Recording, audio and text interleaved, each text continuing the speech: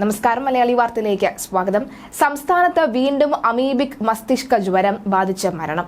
കോഴിക്കോട് ഫറോക്ക് സ്വദേശി മൃദുൽ എന്ന 14 വയസ്സുകാരനാണ് മരിച്ചത്.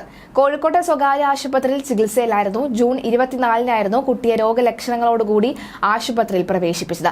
രാമനാട്ടുകര നഗരസഭയിലെ 5-ാം വാർഡിലുള്ള അച്ചൻകുളത്തിൽ കുളിച്ച ശേഷമായിരുന്നു കുട്ടിയിൽ രോഗലക്ഷണം കണ്ടു തുടങ്ങിയത്.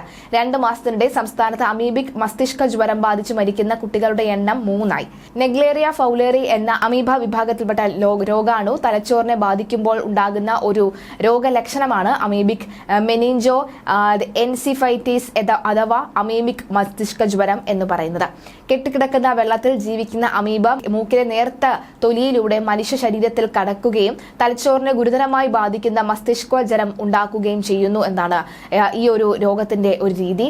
സംസ്ഥാനത്ത് അതേസമയം പനി ബാധിച്ചവരുടെ എണ്ണവും ഉയരുമ്പോൾ കണക്കുകൾ പുറത്തുവിടാതെ സർക്കാർ മറച്ചുപിടിക്കുകയുമാണ്. കഴിഞ്ഞ 3 ദിവസമായി സംസ്ഥാനത്തെ പകർച്ചവ്യാധി കണക്കുകൾ ആരോഗ്യവകുപ്പ് പുറത്തുവിട്ടിട്ടില്ല. ഏറ്റവും ഒടുവിലായി ജൂൺ 30-നാണ് സംസ്ഥാനത്ത് വിവിധ പകർച്ചവ്യാധികൾ പിടിപെട്ടവരുടെ കണക്കുകൾ പ്രസിദ്ധീകരിച്ചത്.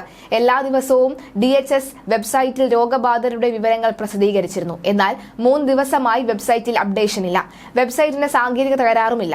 കണക്കുകൾ പ്രസിദ്ധീകരിക്കാത്തതിൽ ഔദ്യോഗിക പ്രതികരണം ലഭ്യമായിട്ടില്ല. ഇതുവരെയും ഇക്കഴിഞ്ഞ ജൂണിൽ H1N1 ഡെങ്കി എലിപ്പനി കേസുകൾ കുത്തനെ ഉയർന്നിരുന്നു. കഴിഞ്ഞ മാസം വരെയുള്ള കണക്കുകൾ മാത്രമാണ് നിലവിൽ വെബ്സൈറ്റിൽ ലഭ്യമായിട്ടുള്ളത്. ജൂലൈ മാസത്തെ കണക്കുകൾ പുറത്തുവിടാൻ വൈകുന്നതിന്റെ കാരണവും അനധികൃതർ വിശദീകരിച്ചിട്ടില്ല. സംസ്ഥാനത്തെ പകർച്ചവ്യാധി വ്യാപനം നിയമസഭയിലടക്കം വലിയ ചർച്ചയാകുമ്പോഴാണ് കണക്കുകളിലെ ഈ ഒളിച്ചുകളി പുറത്തുവരുന്നത്. മെയ് മാസത്തെ അപേക്ഷിച്ച് 4 ഇരട്ടി H1N1 കേസുകളും 2 ഇരട്ടി ഡെങ്കി കേസുകളുമായിരുന്നു ജൂണിൽ റിപ്പോർട്ട് ചെയ്തത്.